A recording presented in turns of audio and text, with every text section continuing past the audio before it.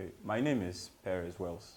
I'm from Bayelsa, Amasoma, Southern Nigeria specifically. Um, my friends call me Favor as well. I guess that's pretty much the details that you have to know about me personally.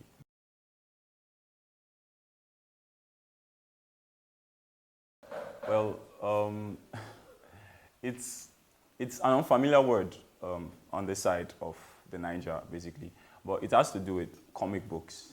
I'm an artist by by profession, but an artist that doesn't really draw. I know that people will be aware of the name of a painter. You would know a painter. A painter is someone that like paints someone like painter, basically.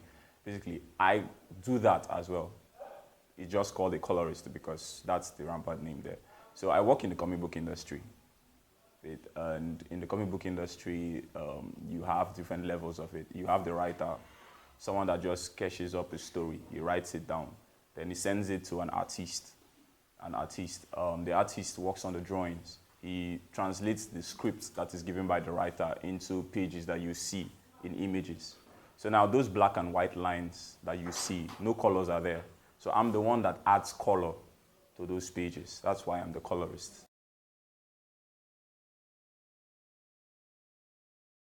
I'm a color artist. That's a color artist, yeah.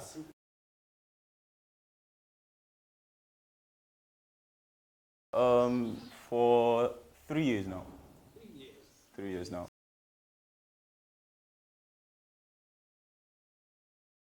I love creativity, and growing up, I used to draw a lot.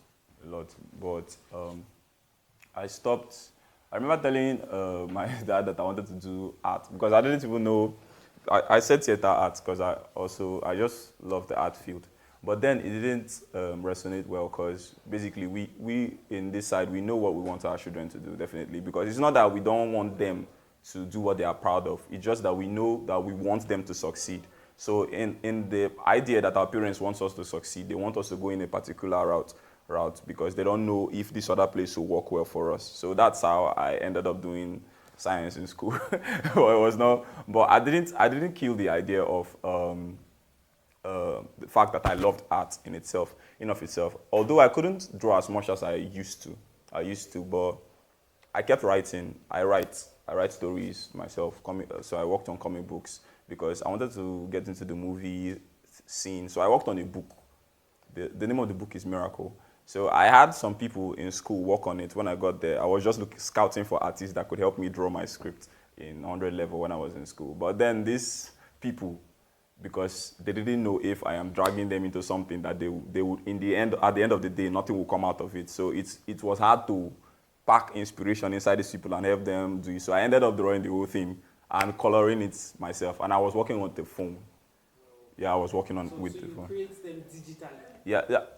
The drawing though, I did it on paper. Then I would scan it, then put it on the phone. Then that's when I do the colors on phones. I basically like coloring everything that has to do with colors. It's on phone.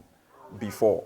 Oh. Yeah. So when I You presently do them physically as well. no. I presently use a laptop. That's what I'm trying to say. I used to work on Not phone physical before. color, No, but digital colors, yeah, digital colors. So it's that level. When I did all of those things and I did the first book, the work was really bad because I know I wasn't at the level that I would want my work to look like. But the thing that I got from it, that I got to share it with other people, not people like inside the country, people outside. They were interested like that. So it gave me the hope that something can actually come out of this. You get, even though the people around you don't care, it's at the end of the day, it's your worth.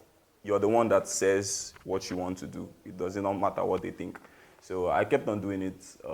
I believe 2022. That's when I actually started officially. So I'm counting from the 3 years. I'm counting from 22, 23, like down to 24. When I professionally started working as a colorist, basically. So that's that. I just work as a colorist. That's what I do.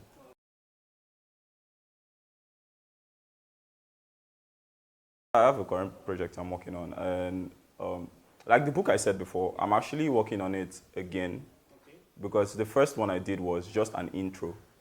So I'm working on basically I'm getting someone to draw the pages, then I'm going to work on colors. And I also found some somebody else in Bayelsa. This is someone that is passionate about comic books as well. He's around 30 something years now, but he's something that he wanted to do since he was young. So he went to school. He went to, I believe, it was not a school in Bayelsa though, but after graduating, now he's back and he's doing it. So we met with him. Like, it was amazing seeing someone that is that aged and still ambitious about it in Bayelsa. So we're planning on a launch next year. Okay.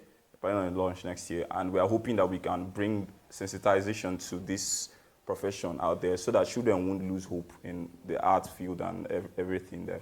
So I've got some things on apart from my own personal projects, and I'm also working for people. So I've got some things down like that. Almost every work that I have done so far, it's been for people outside. Oh, okay. Yeah. But it's the patronization you get from this side of the country, like the whole patronage you get from this side, it's not that much, because it's not easy to actually work on a project like a comic book, because you're talking about printing pages. The country is not favoring because you're talking about printing colored pages, and it's expensive. You're talking about 20-something pages worth of work that are colored. So you would have to think about how well you want to sell that, and who would care enough to buy it. Because a comic book in the US, averagely, I think it would be $3. Then $3, you do something before. But if you are putting around $3, converting it to Nigerian this thing for a comic book, and you want to sell it at that amount in Nigeria, you can't do that, because you're talking about around maybe 3,000 to 5,000 naira for just a book. Who would give that money to their son to go and buy something that they will just, this thing? It's not, so the worth there is not, they won't reason it like that. So it's hard to see jobs here. That's the truth. But the truth is that the industry is growing. Most people don't even know that the leading comic book company in Africa is in Nigeria. Because they don't care about that space. That's it. The Comic Republic is in Nigeria. They are big, and they've gotten into the animation industry as well. They've got deals with other companies outside. It's a big industry, and I just really hope that we get to catch up to it.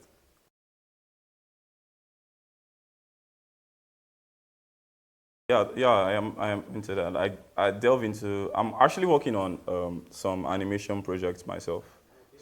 So that one is my own personal work, because I'm planning on doing something for YouTube. So I'm working on that animation part. So the cartoons, animations, all of those things, they actually translate from this comic book whole thing. Because if there's a story of there's this company called Unique Studios. They had Etomi Adesea, this actress. They had her on this thing to do a voice acting for their animation. That's how big they have gotten. So he was in America before. He quit his job because he wanted to focus on his dream as a comic book. So he wanted to start with animation first. But when he took his character to people outside, he kept on trying to show them outside, this is my idea. They kept on pushing him away, pushing him. He was like, what is happening now? Then he finally got someone that was kind enough to tell him why they are not receiving the character. Okay. So the person told him that it's because the character you are holding is black.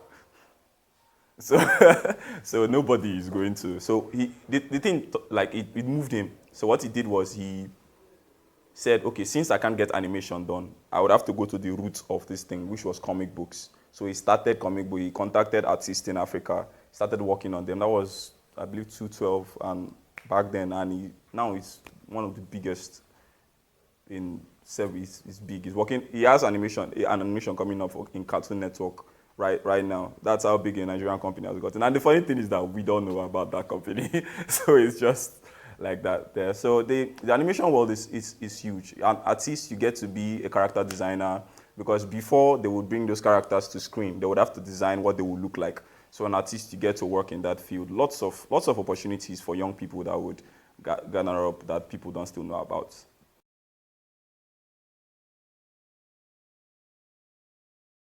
Well, my ideal plan is what it has always been.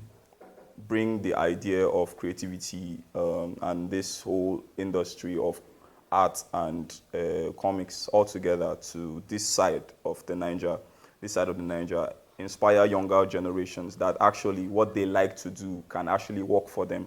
Work for them. They don't have to give up on their dreams as an artist or a writer. Be creative. It will work for you.